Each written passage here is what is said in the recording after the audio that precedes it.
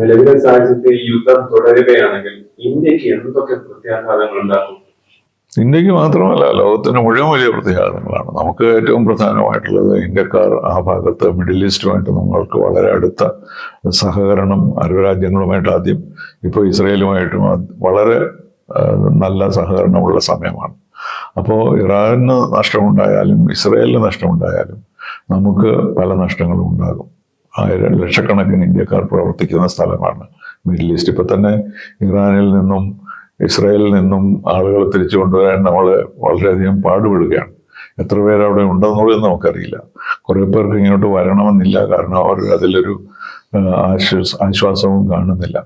അപ്പോൾ അതൊക്കെ നമുക്ക് വലിയ പ്രശ്നങ്ങളാണ്. അതുപോലെ ഇത്രയും ഇന്ത്യക്കാരുള്ള സ്ഥലത്ത് എന്തെങ്കിലും അപകടം ഉണ്ടായാൽ അത് ആർക്കാണ് ഉത്തരവാദിത്വം? അതുകൊണ്ട് നമ്മുടെ ഗവൺമെന്റ് കാര്യത്തിൽ വളരെ ശ്രദ്ധിച്ചാണ് മുന്നോട്ട് പോകുന്നത്.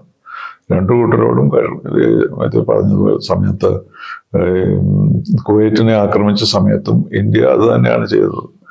റഷ്യയും ചേഞ്ചിനെ പല്ലേ അല്ല, ഇതുകൊണ്ടുണ്ടാകാവുന്ന പ്രശ്നങ്ങൾ ഇന്ത്യക്കാർക്ക് എന്തുണ്ടാകും, ഇന്ത്യക്ക് എന്തുണ്ടാകും ഉള്ള തരത്തിലാണ് നമ്മൾ ഇറാഖിനെ ആക്രമിച്ചതിന് നമ്മൾ കണ്ടത്. നമ്മൾ ഇറാഖിനെ ആക്രമിക്കുന്നതിൽ വ്യക്തമായി സഹായിച്ചില്ലെങ്കിൽ പോലും നമ്മൾ അമേരിക്കയുടെ കൂടെ തന്നെ ആയിരുന്നു. റീഫ്യൂവലിംഗ് ഒക്കെ നമ്മൾ സമ്മതിച്ചിരുന്നു. ഇറാഖുമായിട്ട് നമുക്ക് നല്ല ബന്ധമുണ്ടായിരുന്നെങ്കിൽ പോലും. അപ്പോൾ അതുപോലൊരു ഞാണിന്മേൽ കളി നമുക്ക് ഈ കാര്യത്തിൽ ചെയ്യേണ്ടി വരും. കാരണം നമ്മുടെ താല്പര്യങ്ങൾ രണ്ട് രാജ്യങ്ങളുമായിട്ടുണ്ട്. അമേരിക്കയായിട്ട് തീർച്ചയായും ഉണ്ട്, അതുകൂടാതെ ഇസ്രായേലുമായിട്ടും ഇറാനുമായിട്ടും. അപ്പോൾ അതുകൊണ്ട് ഒരു യുദ്ധം നമ്മൾ ആരും ആഗ്രഹിക്കുന്നില്ല. അതുകൊണ്ട് ഒരു യുദ്ധം ഇതിലേക്ക് എത്തുകയില്ല, സമവായത്തിലേക്ക് എത്താൻ സാധ്യമല്ലാത്തത് കൊണ്ട് ഒരു കരാർ ചർച്ചകൾ തുടങ്ങുകയായിരിക്കും എല്ലാവരെ സംബന്ധിച്ചിടത്തോളം ഒരു ആശ്വാസം. യുഎന്നിനോട് അടുത്ത് പ്രവർത്തിക്കുന്നതാണ് സാർ. ഈ വിഷയത്തിൽ എന്തായിരിക്കും ഐക്യരാഷ്ട്ര സംഘടനയ്ക്ക് ഇടപെടാനുള്ള പരിധി? ഐക്യരാഷ്ട്ര സംഘടനയ്ക്ക് ഇടപെടാനുള്ള യാതൊരു സാധ്യതയുമില്ല. കാരണം നമ്മുടെ ഐക്യരാഷ്ട്ര സംഘടനയെ പറ്റി ഇപ്പോൾ കേൾക്കാറ് പോലുമില്ലല്ലോ. കാരണം ആരും ഇപ്പൊ സെക്യൂരിറ്റി കൗൺസിൽ യോഗങ്ങളൊക്കെ നടക്കുന്നുവെങ്കിൽ പോലും ഐക്യരാഷ്ട്ര സംഘടനയിൽ ഇടപെടാനുള്ള ഒരു സാധ്യതയും ഇപ്പോഴില്ല. സമാധാനം വേണം എന്ന് സെക്രട്ടറി ജനറൽ പറയുന്നു എന്നല്ലാതെ ഏതെങ്കിലും ഒരു ഫോർമുല മുന്നോട്ട് വയ്ക്കാനുള്ള ശക്തി ഐക്യരാഷ്ട്ര സംഘടനയ്ക്കില്ല. കാരണം ഈ പെർമനന്റ് 5 അവരെല്ലാം സമ്മതിച്ചാലല്ലേ സെക്യൂരിറ്റി കൗൺസിൽ എന്തെങ്കിലും ചെയ്യാൻ സാധ്യമാവുകയുള്ളൂ. അപ്പോൾ അവർക്കെല്ലാം ആഗ്രഹം ഇറാൻ ഒരു ന്യൂക്ലിയർ വെപ്പൺ സ്റ്റേറ്റ് ആകരുത് എന്നുള്ളതാണ്. അപ്പോൾ അക്കാര്യത്തിൽ യുണൈറ്റഡ് നേഷൻസ് ഒന്നും ചെയ്യാൻ സാധ്യമല്ല.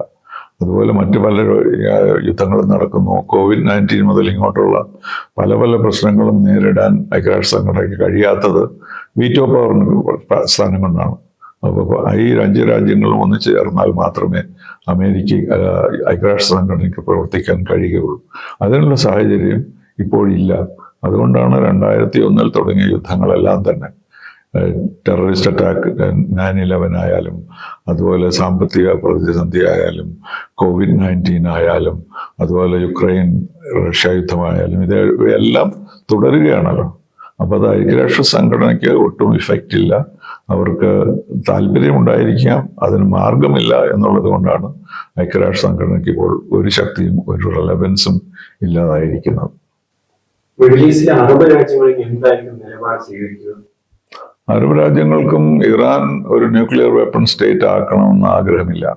കാരണം അവർക്ക് ശക്തിയുണ്ട്. പക്ഷേ ഒരു ഷിയ സുന്നി മത്സരമുണ്ടല്ലോ മിഡിൽ ഈസ്റ്റിൽ. അപ്പോൾ അങ്ങനെ നോക്കുമ്പോൾ എല്ലാവരും ചേർന്ന് ഇറാനെ സഹായിക്കുന്ന ഒരു സിറ്റുവേഷൻ ഉണ്ടാകാൻ പോകുന്നില്ല. അപ്പോൾ അതുകൊണ്ട് അറബ് രാജ്യങ്ങൾ ഇതിൽ നിന്ന് വിട്ടു നിൽക്കുകയുള്ളൂ.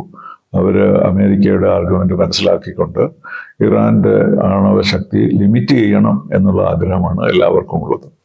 ഖമേനിയെ വധിക്കുമെന്ന് ഇസ്രായേൽ പ്രധാനമന്ത്രിയും പ്രതിരോധ മന്ത്രിയും പല പ്രാവശ്യം ആവർത്തിക്കുന്നുണ്ട്. അത് തന്നെയാണ് അവരുടെ പരമമായ ലക്ഷ്യം.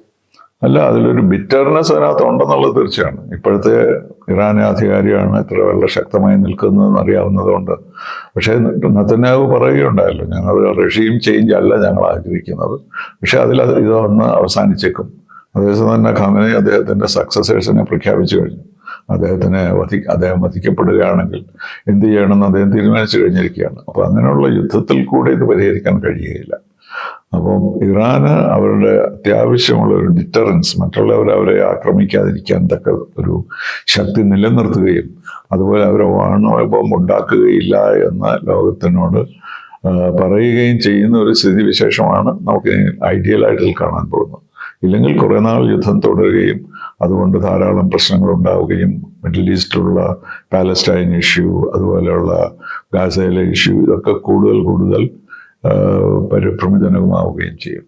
അപ്പോൾ അതുകൊണ്ട് കഴിയുന്ന വേഗം അമേരിക്കയും ഇറാനും, അമേരിക്ക അതിന് തയ്യാറാണ്, ഇറാനും കൂടി വീണ്ടും ഒരു ചർച്ചയിലൂടെ ഒരു പുതിയ കരാർ ഉണ്ടാക്കുകയാണ് ചെയ്യാവുന്ന കാര്യം.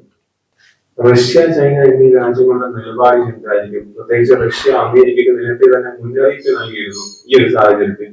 അതെ, പക്ഷേ JCPOA എന്ന് പറയുന്ന 2015 കരാറിന് ചൈനയും റഷ്യയും പങ്കാളികളാണ്.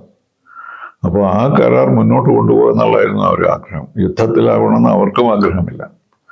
അപ്പോൾ ഈ സ്ഥിതിവിശേഷം അവർ കാത്തു നിൽക്കുന്നത് ഒരു ചർച്ചയിലേക്ക് പോകുമെന്നുള്ള പ്രതീക്ഷയോടുകൂടി തന്നെയാണ്. പക്ഷെ യുദ്ധത്തിൽ ഇടപെടാൻ സാധ്യമല്ലാത്തത് ഇപ്പോൾ റഷ്യ ആരെ സഹായിച്ചു? അമേരിക്കയോട് ചേർന്ന് നിന്നുകൊണ്ട് ഇറാനെ എതിർക്കാൻ പറ്റില്ലല്ലോ. അതുപോലെ തന്നെ ഇറാനോട് ചേർന്ന് നിന്നുകൊണ്ട് അമേരിക്കയെ എതിർക്കാനും പറ്റില്ല.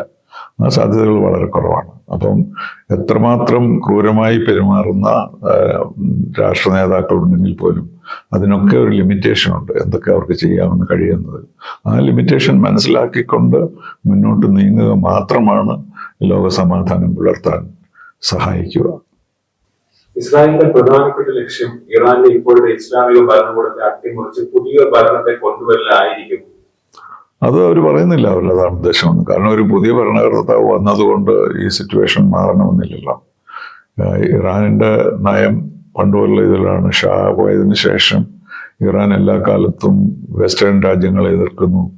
അതുപോലെ പാലസ്റ്റൈൻ്റെ കാര്യത്തിൽ ഉറച്ചു നിൽക്കുന്നു. അതൊക്കെയാണ് പ്രശ്നങ്ങൾ.